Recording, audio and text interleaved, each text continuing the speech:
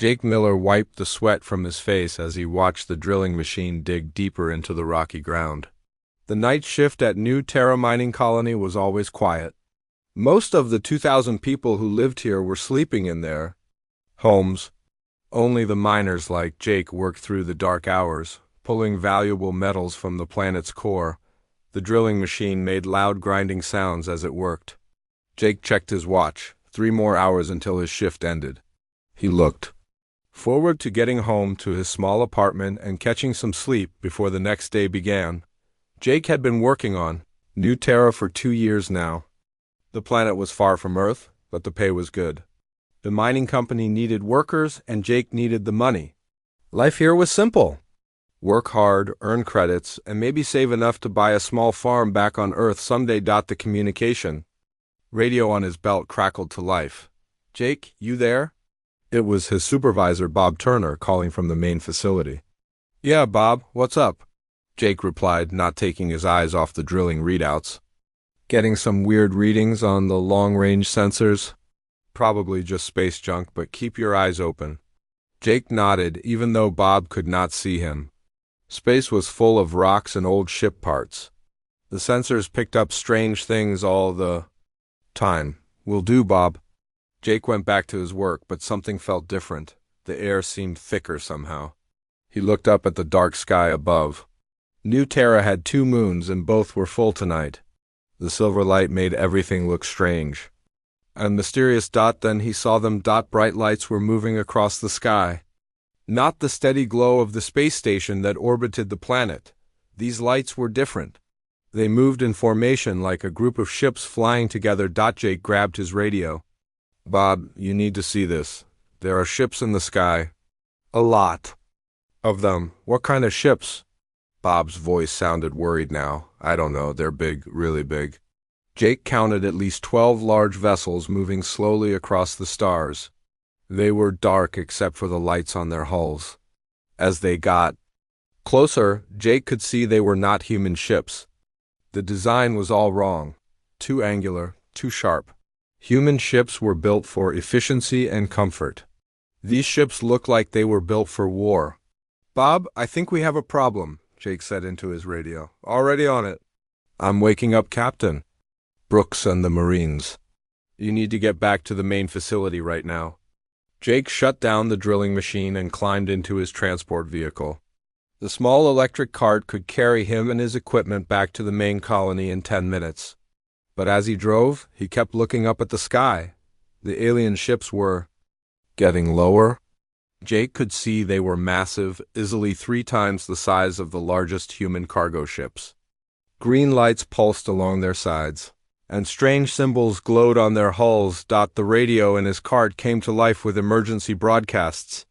"All civilians report to designated shelters immediately. This is not a drill. All civilians report to designated shelters immediately." Jake pressed the accelerator harder. The cart bounced over the rough ground as he raced toward the colony. Behind him, the mining equipment sat silent and abandoned under the alien ships. The main facility was alive with activity when Jake arrived. People were running everywhere. Families hurried toward the underground shelters that had been built in case of emergencies. No one had expected to use them for alien invasion. Jake found Bob Turner near the main entrance, helping to organize the evacuation. "Bob, what's happening?" "The ships tried to communicate with us 20 minutes ago. They want us to surrender the planet. They say it belongs to them now." "What did we tell them?" "Captain Brooks told them we're a peaceful mining colony. We offered to negotiate, maybe share the resources. They laughed at us, Jake. They actually laughed." Jake felt a chill run down his spine. "What did they say?" "They called us weak meat creatures. Said we had 1 hour to leave the planet or they would take it by force. Can we leave?" "Are there enough ships?" Bob shook his head. "The passenger ships can only carry about 400 people. We've got 2,000 colonists here. And even if we could all leave, where would we go? This is our home." Jake looked around at the chaos. Children were crying as their parents carried them toward the shelters. The elderly moved slowly, helped by younger colonists. These people had built their lives here. They had families, jobs, dreams. They could not just run away. What about the Marines? Jake asked. 50 of them. Captain Brooks is good, but 50 soldiers against an entire alien fleet? Bob sighed. She's setting up defensive positions anyway. Says we're not going down without a fight. Jake could hear the sound of heavy boots on metal floors. The Colonial. Marines were moving through the facility, setting up weapons and checking equipment. They moved with purpose and discipline, even in the face of impossible odds. Captain Lisa Brooks appeared at the main entrance, her rifle slung across her shoulder. She was a small woman, but there was steel in her eyes. Civilians need to get to the shelters now. We've got movement on the sensors. The aliens are coming down. How long do we have? Bob asked. Maybe 30 minutes. Their ships are launching smaller craft. Looks like invasion pods. Jake felt his stomach drop. How many? At least 50 pods. Each one probably carries a squad of alien soldiers. Brooks checked her watch. We need to assume they're hostile. Any civilian who can handle a weapon should report to Sergeant Rodriguez at Checkpoint 3. Bob nodded. I'll spread the word. Jake, you better get to the shelters. But Jake shook his head. I used to be military.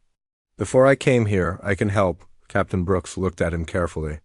What was your specialty? Infantry. Did 2 tours before I got out and came here. Good, we need every experienced fighter.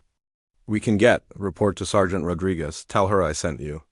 Jake felt a mixture of fear and determination. He had not held a military weapon in 3 years, but the training was still there. The memory, the discipline, the knowledge of how to work as part of a team as he made his way through the facility. Jake could hear the sound of the alien ships getting closer. The ground shook slightly as the massive vessels moved overhead. Then came a new sound. A deep, rumbling noise that seemed to come from the ships themselves. The aliens were roaring. The sound was unlike anything Jake had ever heard. It was not mechanical like a ship's engine.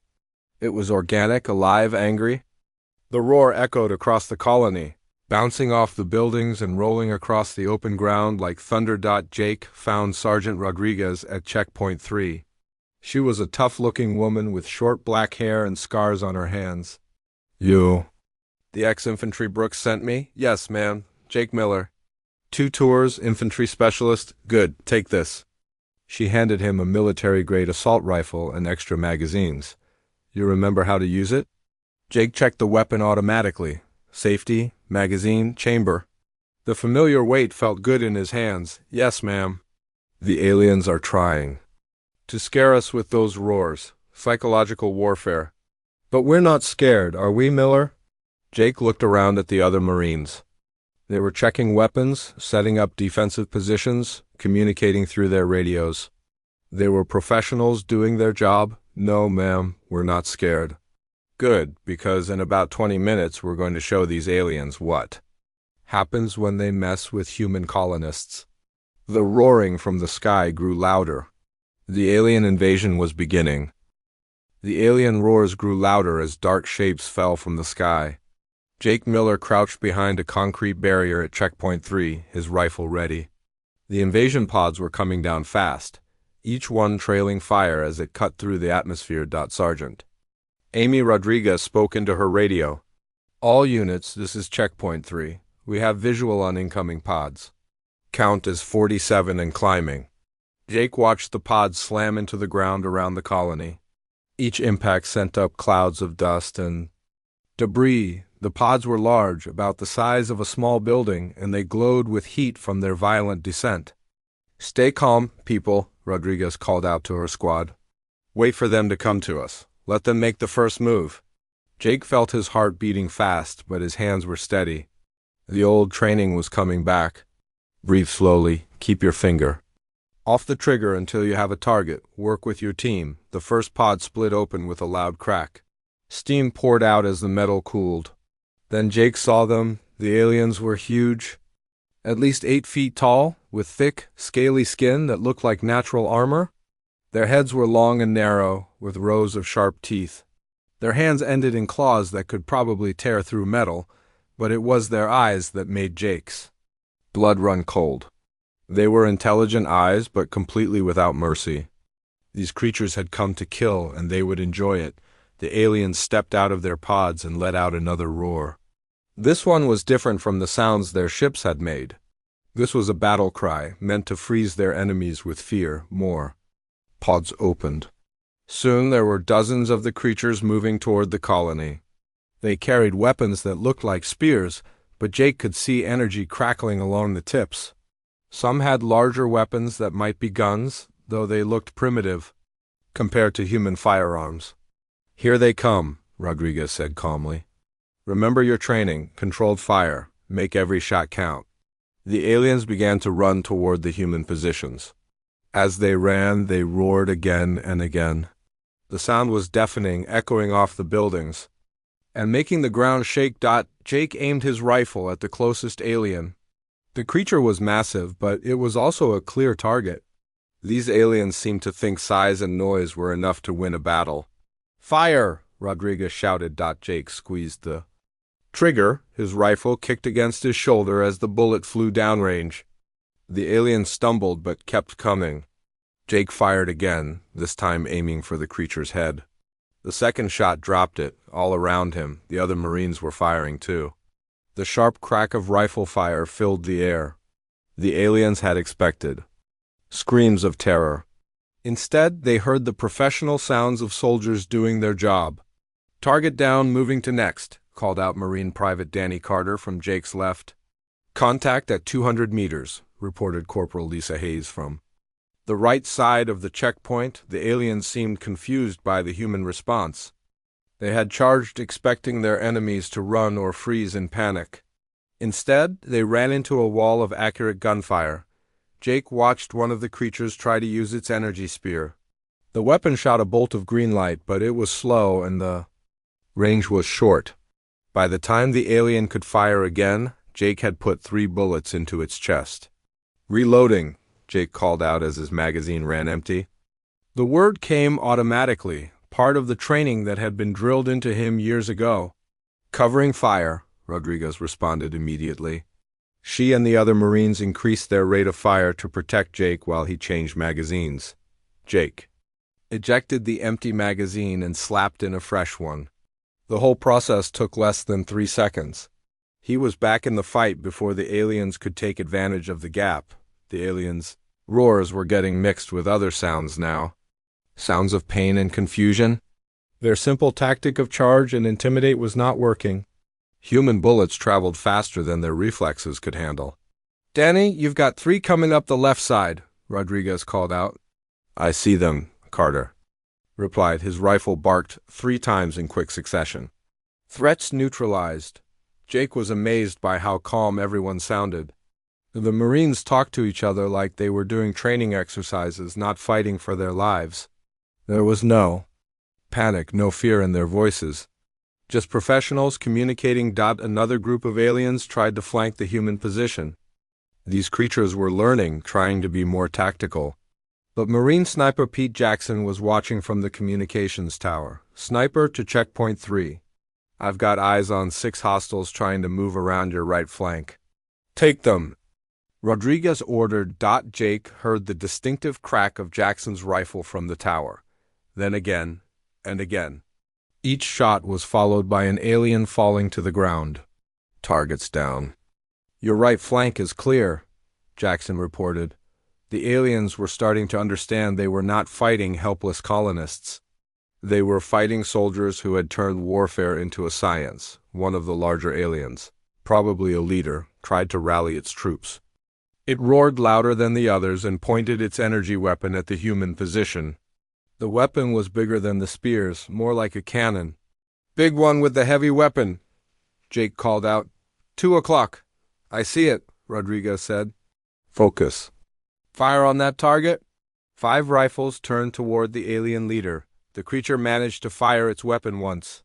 The energy blast hit the concrete barrier and melted a hole through it. But it was too late. The concentrated fire from the Marines cut the alien down before it could shoot again, with their leader dead. The other aliens seemed to lose their coordination.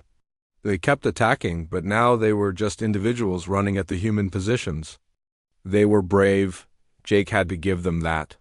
But bravery without tactics was just a way to die faster.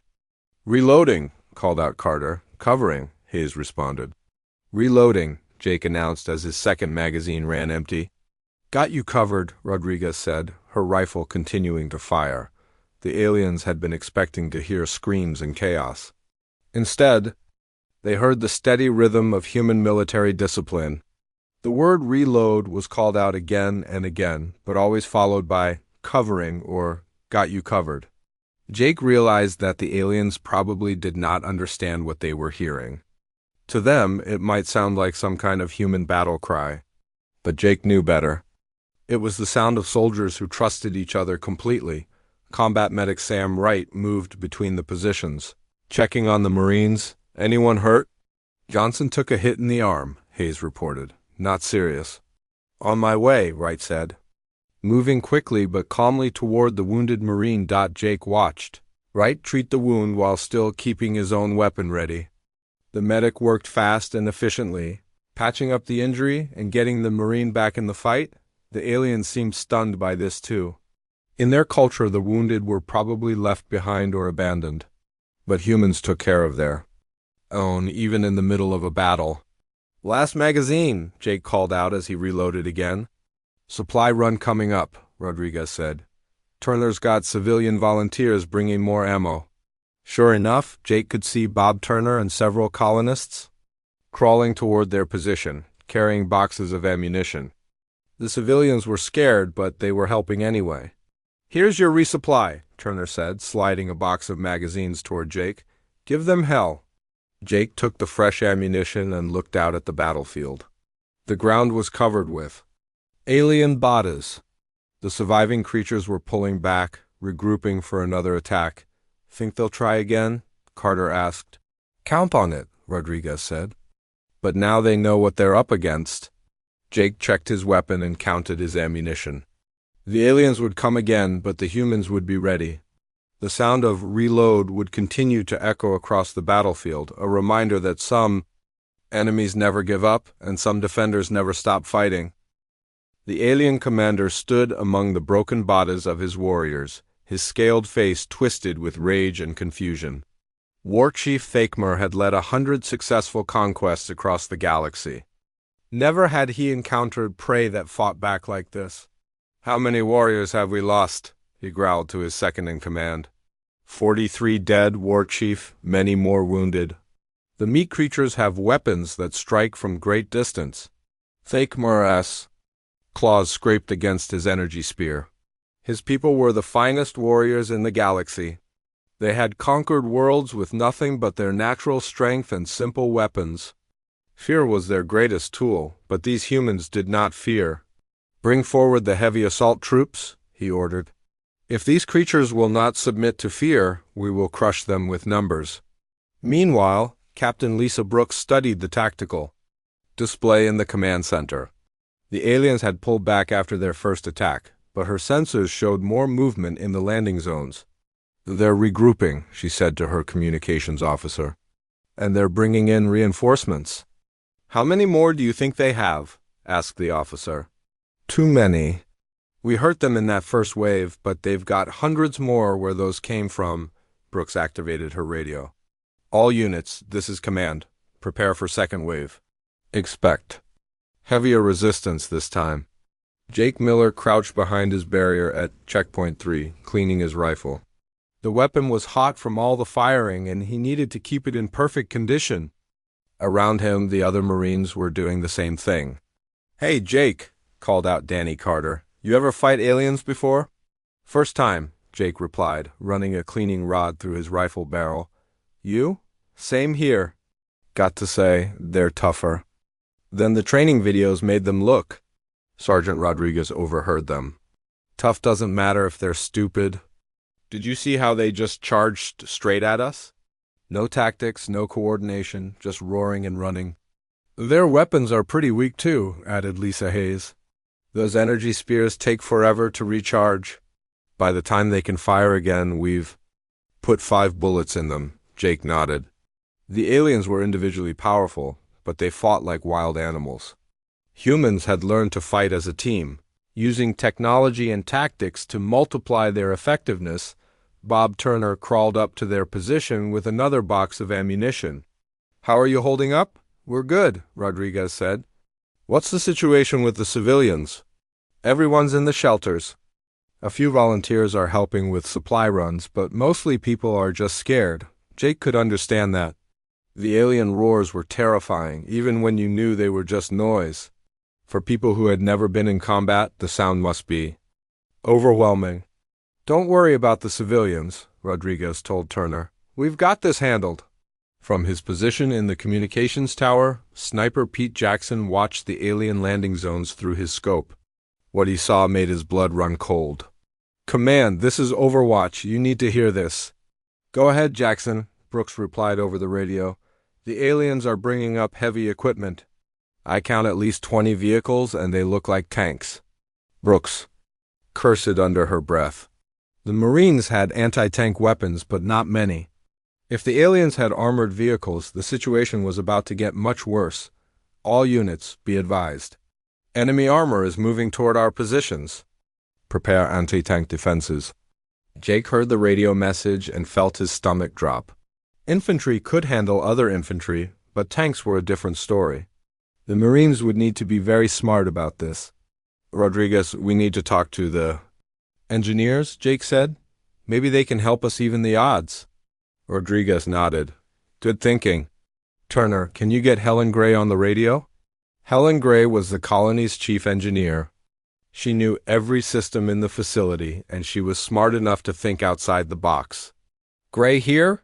came the voice over the radio. "Helen, this is Rodriguez at Checkpoint 3. We've got alien tanks coming our way. Any ideas?" Actually, yes. The mining laser array is designed to cut through solid rock. If we can redirect it, we might be able to use it as a weapon." Captain Brooks heard the conversation and joined in. "Gray, how long would it take to modify the laser?" "Give me 20 minutes and a few volunteers. I can turn it into the biggest anti-tank gun you've ever seen." "Do it," Brooks ordered. "Whatever you need." The ground began to shake again. The alien tanks were moving toward the colony, and Jake could hear their engines rumbling in the distance. But he could also hear something else. The aliens were roaring again, but this time it sounded different. "They're trying to scare us again," Carter said. "Let them roar," Rodriguez replied. "We've got work to do." Combat engineer Ray Cooper arrived at Checkpoint 3 with a bag full of explosive charges. "Heard you might need some help with tanks. What do you have in mind?" Rodriguez asked. "Shape charges. If we can get close enough to their vehicles, these will punch right through their armor." "That's a big if," Jake said. "How do we get close enough?" Cooper smiled grimly. "We make them come to us. I can set up a minefield between here and the main approach. When their tanks hit the mines, they'll be stopped long enough for us to get in close." It was a dangerous plan, but it might work. The aliens seemed to prefer direct attacks. They would probably drive their tanks straight toward the human positions. "Do it," Rodriguez said. "But be careful. Those alien foot soldiers are still out there." As Cooper began placing his mines, Jake noticed something interesting. The alien roars were getting less frequent. Maybe the creatures were starting to realize that their intimidation tactics did not work on humans. "Jackson, what do you see out there?" Rodriguez asked over the radio. "The aliens are moving more carefully now. They're using cover, staying low. I think they're learning." That was both good and bad news. Good because it meant the aliens were no longer underestimating the humans. Bad because it meant they were adapting their tactics. "All units, heads up," Brooks announced. "The enemy is changing their approach. Stay alert." Jake checked his weapon. One more time. The rifle was clean and ready. He had plenty of ammunition, and his team was solid. But he knew the real battle was just beginning. The first alien tank appeared on the horizon. It was huge, easily 3 times the size of any human vehicle. Its armor was thick and dark, and strange symbols glowed along its sides. Energy weapons protruded from its turret. "Contact," Jackson reported. "Main battle tank, 12 o'clock. More." Tanks appeared behind the first one. Jake counted at least 15 vehicles, all moving toward the colony in a rough line formation. Here they come, Rodriguez said. Remember, let them get close. We need those mines to work. The alien tanks rumbled closer. Jake could see alien soldiers following behind the vehicles, using them for cover. The creatures had learned from their first attack. They were being smarter about this. Steady, everyone, Rodriguez said. Wait for the signal. The first tank rolled over Cooper's minefield. For a moment, nothing happened. Then the ground erupted in a series of explosions. The lead tank lurched to one side, smoke pouring from its tracks. Mines are working, Cooper reported. But they're not stopping the tanks completely. The damaged tank was still moving, but slower. Now, the other tanks spread out, trying to avoid the minefield. But that just made them easier targets for the modified mining laser. Laser array is online, Gray announced. Targeting lead vehicle. A brilliant beam of red light lanced out from the mining facility. It struck the damaged tank and cut through its armor like butter. The vehicle exploded in a ball of fire and smoke. Direct hit, Gray said. 1 down, 14 to go. The other?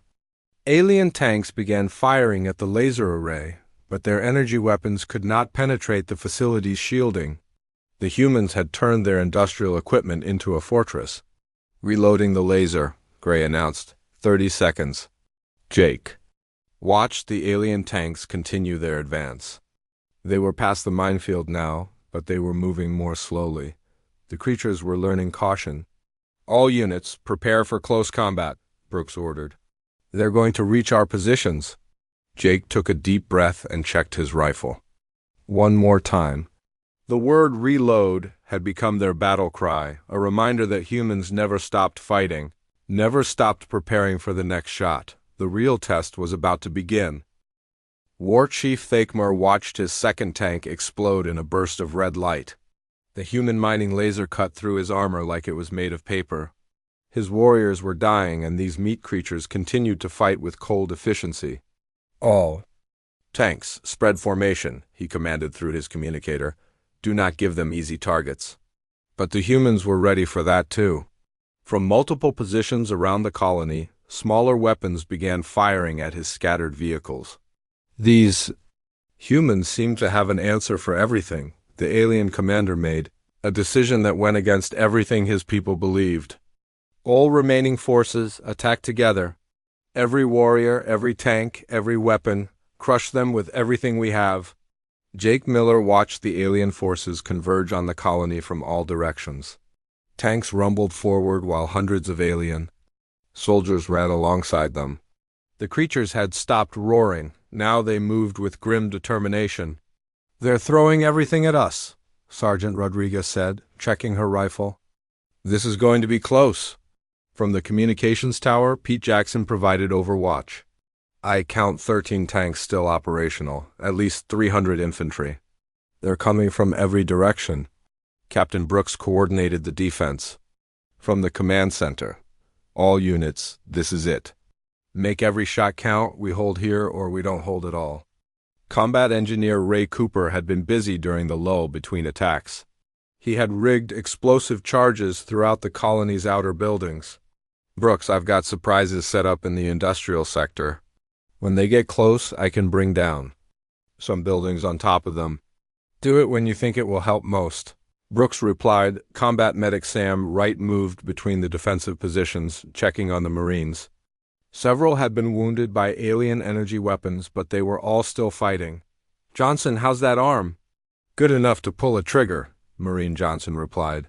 Adjusting his rifle with his uninjured hand, Wright nodded and moved on. The human ability to keep fighting despite injuries seemed to confuse the aliens. In their culture, wounded warriors probably withdrew from battle. But humans just kept going. The first alien tank reached the outer perimeter. It fired its main gun at Checkpoint 3, and the energy blast melted a hole in the concrete barrier.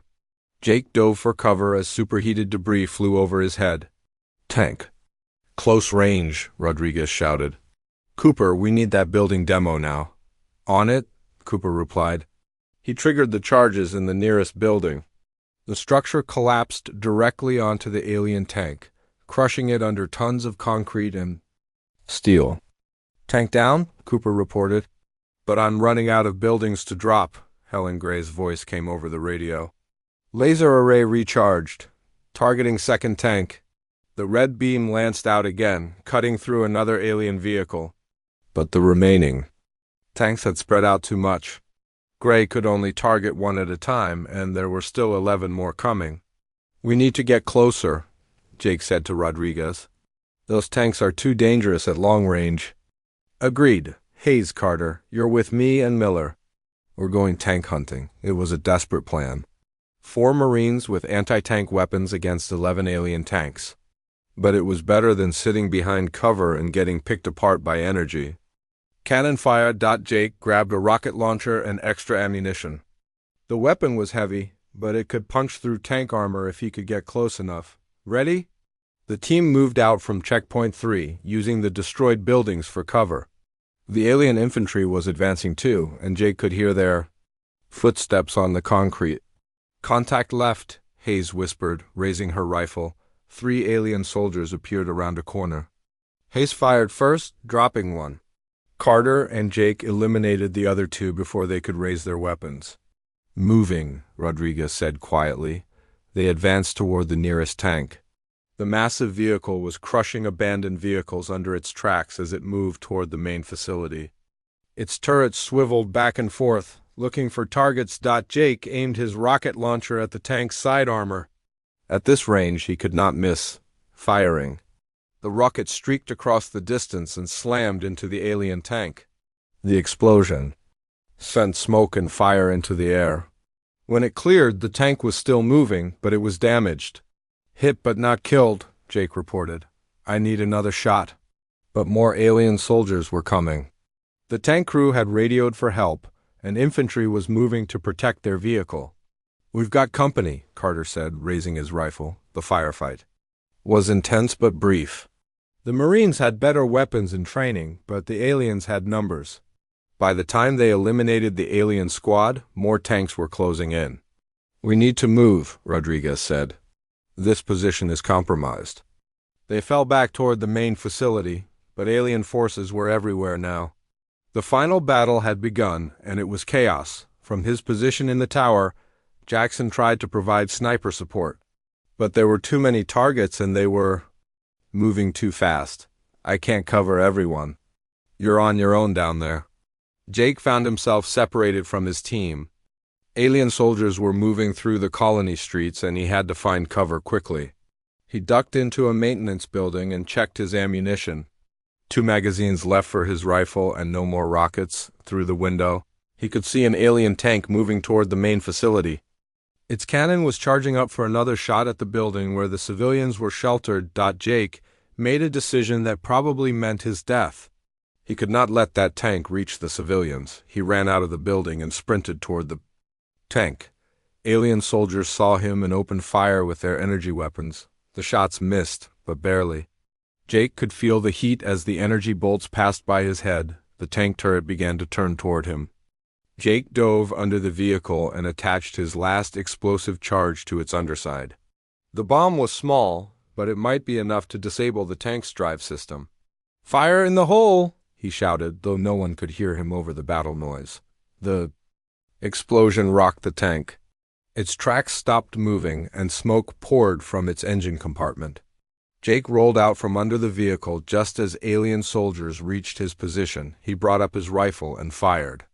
The first alien went down. The second one lunged at him with its claws. Jake barely got his rifle up in time to block the attack. The alien was incredibly strong. Its claws scraped against Jake's rifle as they struggled. Jake could smell the creature's breath and see the intelligence in its eyes. This was not a mindless monster. It was a soldier just like him, but Jake had one advantage. He had trained for close combat. He shifted his weight and used the alien's momentum against it. The creature stumbled, and Jake put 2 bullets in its chest. "Reloading," he said automatically. Even though no one was there to cover him, the word had become more than just a tactical call. It was a reminder that humans never gave up, never stopped fighting, never stopped preparing for the next threat. More alien soldiers were coming. Jake found cover behind a damaged vehicle and continued fighting. Around him, the battle raged on. He could hear the distinctive sounds of human weapons mixed with alien energy blasts. "All units, fall back to the main facility," Brooks ordered. Over the radio, "We're consolidating our defense." Jake began moving toward the main building, fighting his way through alien infantry. The creatures were no longer trying to intimidate with roars. They fought silently now, with deadly purpose, but they still could not match human coordination. Even scattered and under pressure, the Marines worked together. When one Marine called reloading, another would provide covering fire. When someone was wounded, medics appeared to help. The aliens fought as individuals. The humans fought as a team. Near the main facility, Jake reunited with Rodriguez and what was left of her squad. They had lost 2 Marines, but they were still fighting. "Status report," Rodriguez said. "Down to my last magazine," Jake replied. "But I'm still here. Same for all of us. But we've hurt them bad. Maybe half their tanks are down and we've killed a lot of their infantry." Jake looked around at the battlefield. Bodies of both humans and aliens lay scattered among the wreckage. The colony was in ruins, but the main facility still stood. "Think we can hold?" he asked. Rodriguez smiled grimly. "We're Marines. We don't know how to quit." The final assault was coming. Jake could see the remaining alien forces gathering for one last push, but the humans were ready. "Reload," Jake said, checking his weapon one more time. "Covering," Rodriguez replied. The word echoed across the battlefield, a promise that some fights never end and some defenders never surrender. The first light of dawn touched the horizon as War Chief Thakmer looked across the battlefield. His mighty invasion force was broken. Of the 300 warriors he had brought to this small world, fewer than 50 remained alive. Half his tanks were smoking ruins. The humans had done something impossible. They had turned a certain victory into a devastating defeat. Thakmer activated his communicator with a heavy heart. "All units, fall back to the ships. We retreat." His second-in-command stared at him in shock. "War Chief, we cannot retreat. Our people do not flee from meat creatures." "Look around you," Thakmer growled. "These are not the weak prey we expected. These humans fight like nothing we have ever encountered." Jake Miller crouched behind the damaged wall of the main facility, watching the alien forces pull back. His rifle was nearly empty, and he was exhausted. But the aliens were leaving. "Are they really retreating?" asked Danny Carter, who had found his way back to Jake's position. "Looks like it," Jake replied. "Either that or they're planning something else." Sergeant Rodriguez appeared with the remnants of her squad. They looked tired and dirty, but they were alive. "All units, cease fire, let them go."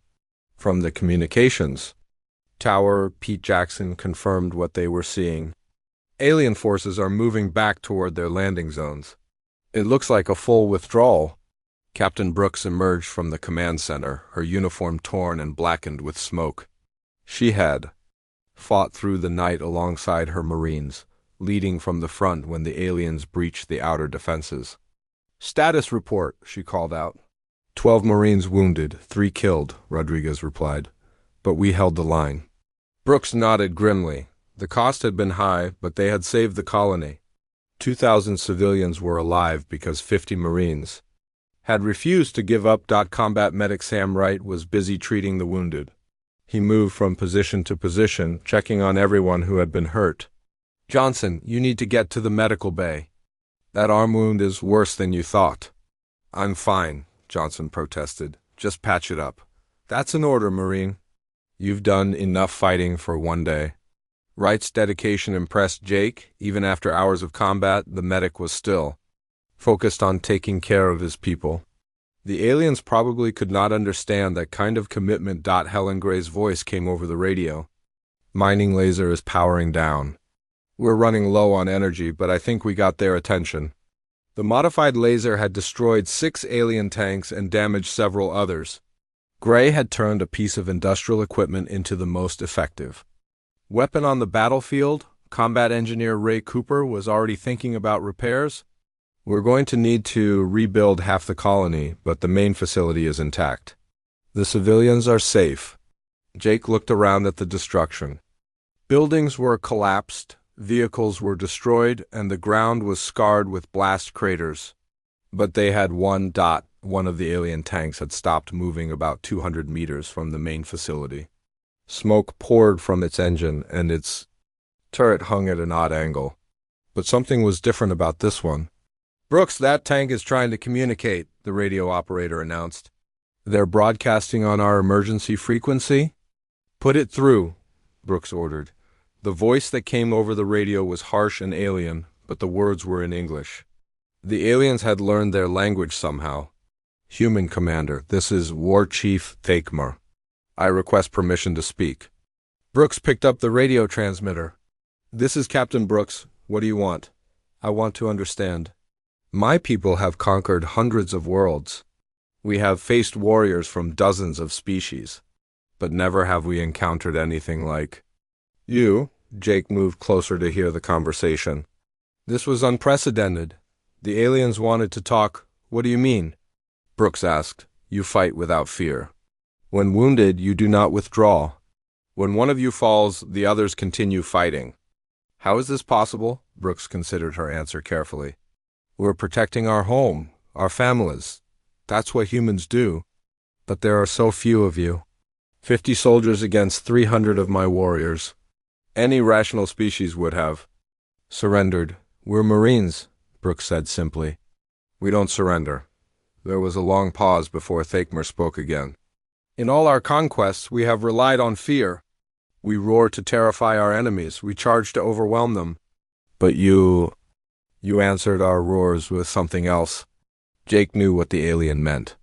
Throughout the battle, the humans had responded to alien intimidation with professional discipline. Every time the creatures tried to scare them, they heard the calm voices of soldiers doing their job. "What did we answer with?" Brooks asked, though Jake suspected she already knew. "You said reload again and again through the entire battle. We thought it was a war cry, but it was something else, wasn't it?" Brooks smiled grimly. "It means we're never out of the fight. When one weapon runs empty, we prepare the next one. When one soldier falls, another takes his place. We don't fight until we're defeated. We fight until we win." Jake realized that the alien commander was trying to understand something that was fundamentally human. The concept that a small group of people could hold out against overwhelming odds through training, discipline, and teamwork. "Your people," Thakmer continued, "they work together in ways we do not understand. When one calls reload, others provide protection. When one is wounded, healers appear. When your weapons are weak, you make them stronger. How do you coordinate this?" "Practice," Brooks replied. "Training, trust. We've learned that a group of people working together is stronger than any individual. No matter how powerful." The alien commander was quiet for several minutes. When he spoke again, his voice was different, less aggressive, more thoughtful. "We came here expecting to find weak creatures we could easily conquer. Instead, we found soldiers who fight like a single organism. You have taught us something important today." "What's that?" Brooks asked. "That strength is not about roaring the loudest or hitting the hardest. True strength comes from working together, from never giving up, from always being ready for the next challenge." Jake watched as the damaged alien tank began to move again. It turned away from the human positions and headed back toward the landing. "Zones, Captain Brooks," Thakmer said over the radio. "My people will remember this day. We will tell other species about the humans who answered our roars with reload. You have earned our respect." "Just don't come back," Brooks replied. "This is our home and we'll defend it. We will not return. And we will warn others not to underestimate your species. You are not prey. You are hunters." The radio went silent. Jake watched the alien ships lift off from the planet's surface. The invasion was over. Bob Turner emerged from the civilian shelters with the colony's leaders.